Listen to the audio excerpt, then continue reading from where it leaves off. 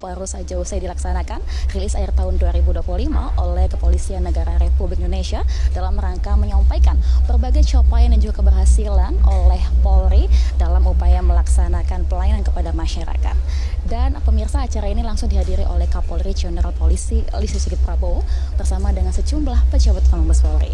Dan pemirsa, guna mengetahui secara langsung bagaimana teknis pelaksanaan hingga detail lainnya terkait RAT ini, kita akan langsung berbincang dengan Karopen Divisi Humas Polri, yaitu Brigjen Pol Truno Yudo Wisnandiko.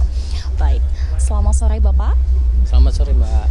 Bapak izin mau disampaikan kepada pemirsa di rumah, bagaimana RAT ini mampu menjadi bentuk daripada keterbukaan informasi publik dan juga bagian pengimplementasian Polri untuk masyarakat, Bapak, silakan.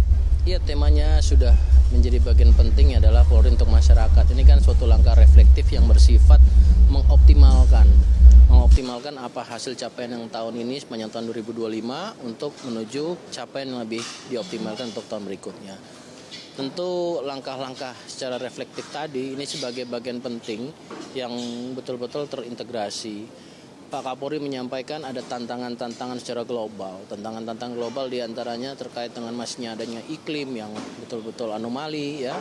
Kemudian juga ada bagian penting lagi terkait perkembangan teknologi dan salah satunya juga ada disinformasi dan misinformasi. Nah, tentu ini menjadi bagian penting pada RAT kali ini disampaikan oleh beberapa pejabat yang terkait dengan aspek-aspek di bidang operasional, kemudian pembinaan, pendidikan dan latihan, pelayanan publik, penegakan hukum, serta tidak kalah penting terakhir adalah pengawasan, seperti itu.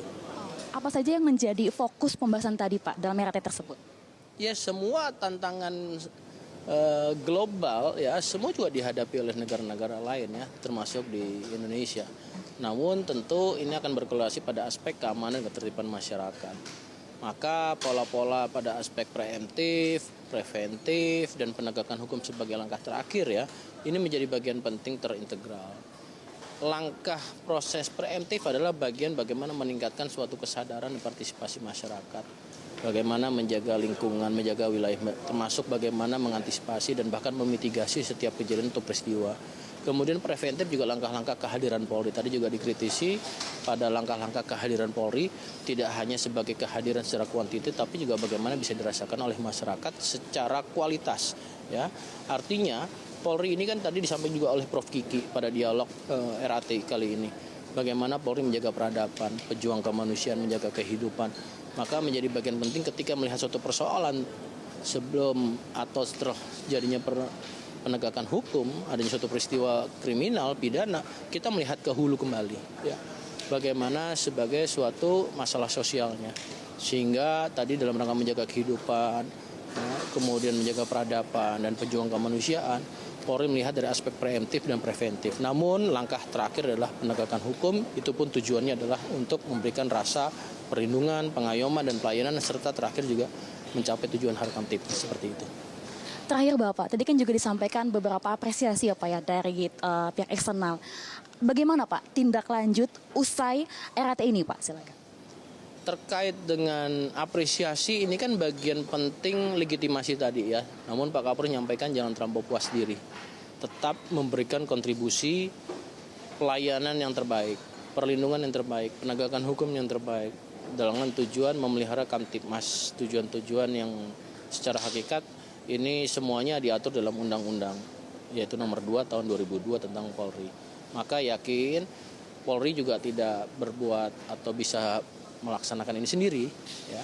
Tentu butuh partisipasi. Pada RAT ini tadi seluruh dihadiri oleh koalisi masyarakat sipil, kementerian lembaga, seluruh elemen masyarakat, bahkan Pemret dari media, semua menjadi bagian pakar akademisi ini memberikan masukan. Sekarang pola komunikasi dalam suatu organisasi khususnya Polri tidak anti kritik, namun demikian juga kita juga minta masukan yang konstruktif. Inilah sebagian bagian yang tadi disampaikan oleh Pak Bambang Rukminto selaku koalisi masyarakat sipil ya. Ini juga menyampaikan ternyata kritikan-kritikan itu adalah bagian penting bagi mereka untuk rasa cintanya terhadap Polri, untuk memperbaiki Polri melalui bidangnya seperti itu. Dan harapannya ini akan menjadi lebih baik. Baik, terima kasih Bapak untuk waktunya dan selamat kembali bertugas Bapak. Baik pemirsa Polri TV, demikian tadi perbincangan saya secara langsung dengan Brigjen Pol Truno Yudo Wisnuandiko selaku Karopem Divisi Humas Polri. Tentunya rilis akhir tahun 2025 ini menegaskan komitmen Polri untuk terus hadir memberikan pelayanan terbaik kepada masyarakat di berbagai satuan kerja yang bersentuhan langsung dengan masyarakat. Demikian laporan kami secara langsung dari Jakarta, Aisyah Barsyah, Rizky Firmansyah, Polri TV.